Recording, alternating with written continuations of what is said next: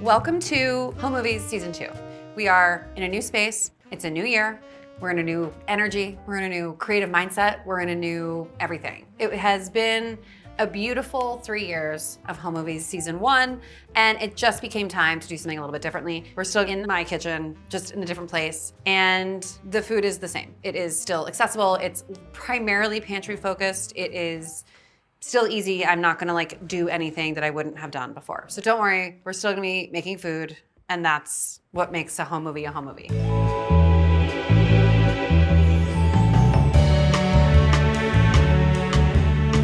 So we're making lemon pepper pasta. It's pasta, it's Parmesan, it's butter, it's pepper, it's lemon. So it's a pantry pasta, which is the kind of pasta that is 100% built with things that you kind of always have on hand. Caper, anchovy, tomato. Most pastas that I make are pantry pasta. In 2023, I opened a little pantry shop in a place called Bloomville, New York. It's called First Bloom, and inside we have, groceries, sort of everything that you need to make a meal, plus a few things that you might just want. There's, of course, about 1 million types of beans, pastas, spices, anchovies, and 1 million candles. It's just precious, and I love her. So we're making lemon pepper pasta, and obviously that's pretty nondescript. Pasta, well, what kind of pasta? There are millions of types of pasta. And I think just the way that cutting a sandwich into a triangle shape kind of changes the way that it tastes, a pasta shape really does sort of inform your experience of eating. Some are logistical reasons why you choose a shape, like a tube with ridges catches a sauce that might be thinner, or it fills with a meat sauce, which is why it's really good with things like bolognese or a ragu. There's a rhyme and a reason. It's not totally arbitrary. Why am I out of breath? I'm so excited. Other things like long, thin noodles are better for silky, thin sauces, like a carbonara or a simple marinara. This one is one that we're gonna use for the lemon pepper pasta because they are so starchy. They really give up their goods to the sauce, which make it that really sort of silky, luxurious situation. Other acceptable shapes for this pasta include pretty much anything here, because as long as there's pasta, it's gonna give you pasta water, it's gonna have starch, and that's what you're building your sauce out of. And I just think having other different shapes of pasta in your pantry opens you up to a world of possibilities. And with that said, we're gonna make this right now.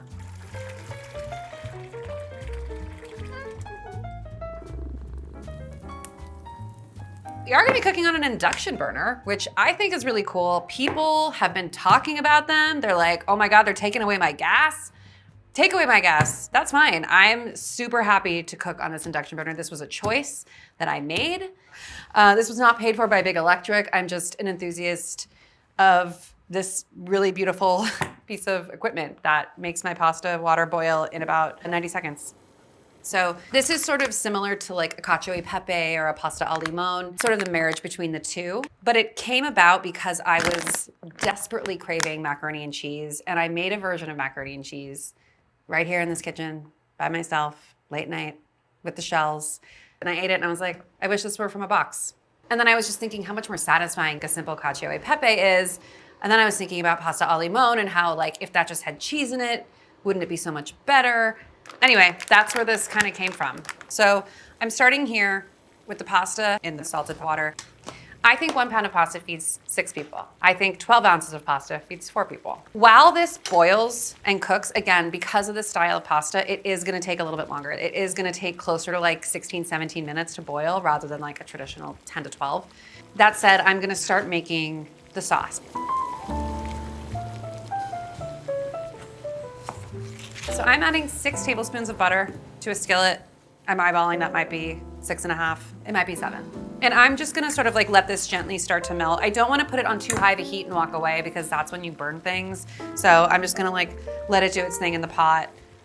I'm gonna add the pepper straight to it. I'm gonna add the chili flake to it. I'm gonna zest the lemon, and this is gonna be where everything happens. So meanwhile, I'm gonna get my broccoli. I'm gonna cut it up so when the pasta's out of the water, I can add the broccoli right away, which takes 60 seconds. I am grabbing the broccoli. Is that fun and playful? Do we like that? Broccoli is underrated.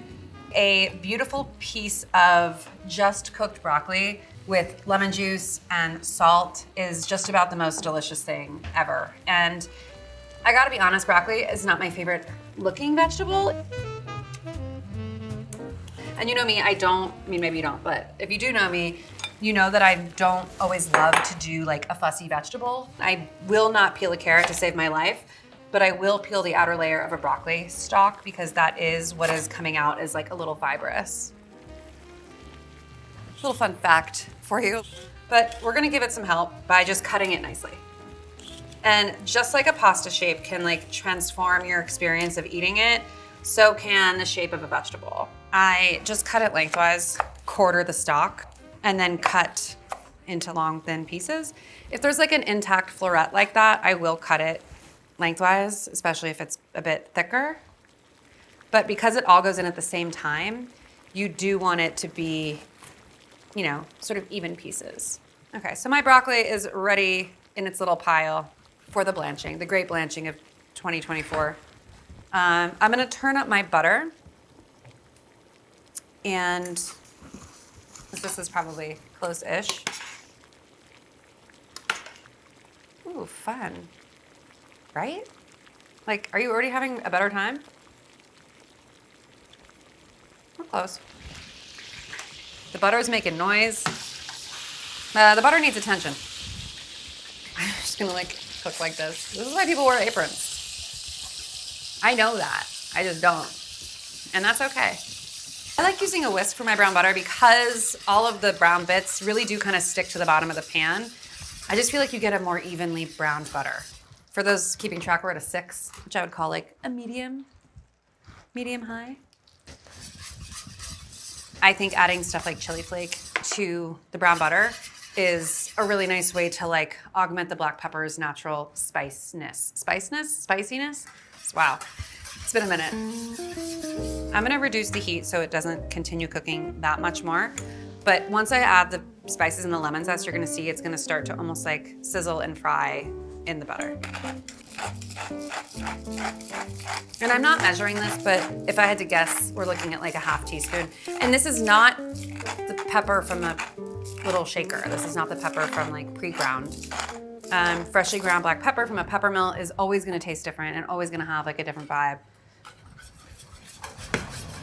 So we're doing this because we are blooming the spice in the fat. Both the chili flake, the peppercorn, and the lemon zest all have oils in them, which come alive when you basically toast them or expose them to heat, especially so in something like a fat like butter.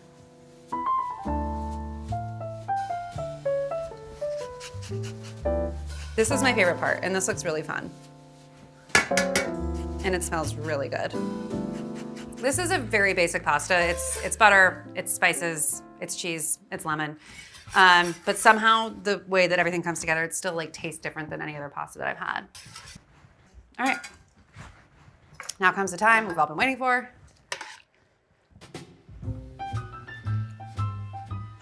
Okay, this is like al dente in a really good way. Any more than this, and it would spend too long. I'm not draining it because I'm already gonna add water to the skillet anyway. So to have extra water on the pasta is fine with me because it's gonna go in there anyway. So this is my favorite way to make pasta is when I just go from the pot to the skillet. I don't even bother taking it over there to drain if I can avoid it. All right, I'm gonna turn this back on to a boil so I can cook my broccoli. And I'm gonna salvage about 2 cups of water. I'm gonna crank this heat to like a medium high. And right now it looks like kind of soupy, a little weird. You're like, how is this gonna be delicious and wonderful? And so while this comes together, I'm gonna also add about a half-ish cup of cheese to the skillet. This is very much like a cook to taste situation. Pecorino would also be really nice here. But basically the cheese as it melts into the butter and the pasta water is what's gonna create our sauce. And tongs are like truly the best companion for any pasta dish, but especially for something like this. Okay, so already it's like thickened up. It's glossy, but it needs a little bit of loosening. So I'm gonna add the other half a cup of water. There's starch coming off the pasta. There's also starch in this pasta water. And all of that starch is like what's thickening this and what's giving you this really luscious macaroni and cheese-ish sauce. Our water's boiling, I'm gonna add the broccoli. And basically we're doing this until the pasta is cooked through. And that's why we cook it al dente, because if you added fully cooked pasta to this, it wouldn't have enough time in the skillet before you made the sauce, right? Because you would overcook the pasta. So the idea is that you can add this full 2 cup of water to the skillet without your pasta becoming overcooked. I like to test periodically. It's almost there. I find myself using anywhere from 1 3/4 cup of water to the full 2 cups of water, depending on when I pull the pasta. The broccoli cooks for like 60 seconds. It goes from kind of like regular looking to a really bright neon green. Your light is blinking. Is it always blinking? No, not, yeah. Sorry, I'm gonna add peas to this real quick. Surprise, there's peas. I forgot that I was gonna add peas to this because I thought it would be so delightful to eat broccoli and peas together. These are frozen peas, which I'm a huge fan of. It also makes it feel like I am cooking for a toddler. It's me, I'm the toddler. And like in the last 30 seconds of cooking your broccoli, I'd like a half a bag of peas. You could just do broccoli, but something about the peas kind of makes it feel more like a side dish. And because peas are fully cooked when they go in the freezer, you're really just kind of cooking them until the chill comes off of them.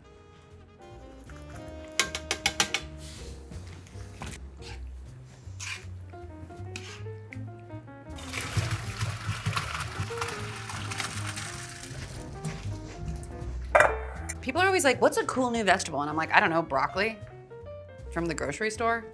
Am I regressing? Is this baby food?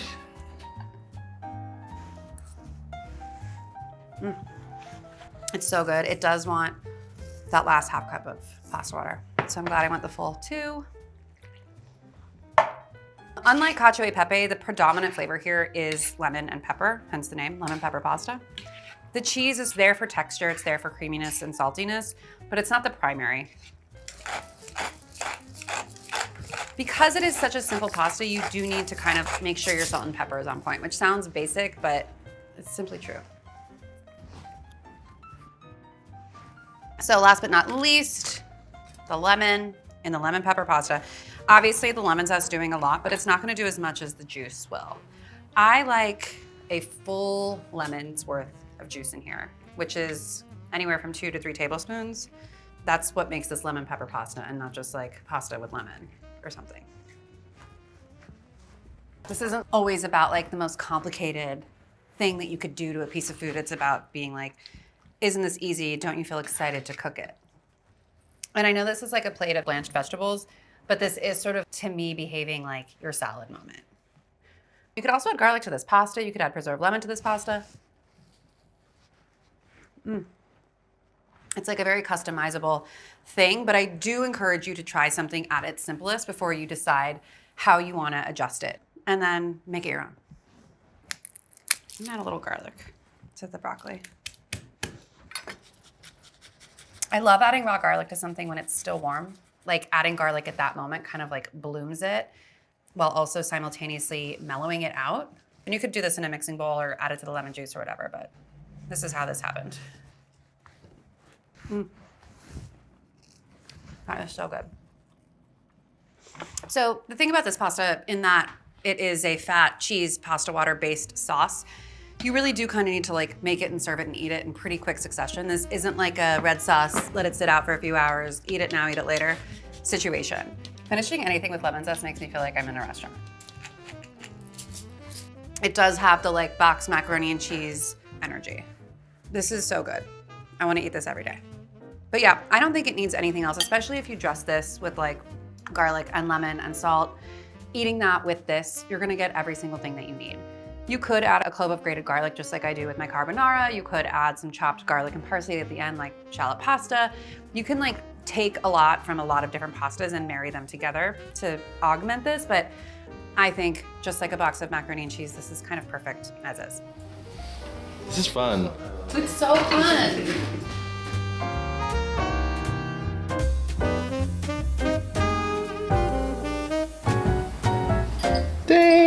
silky.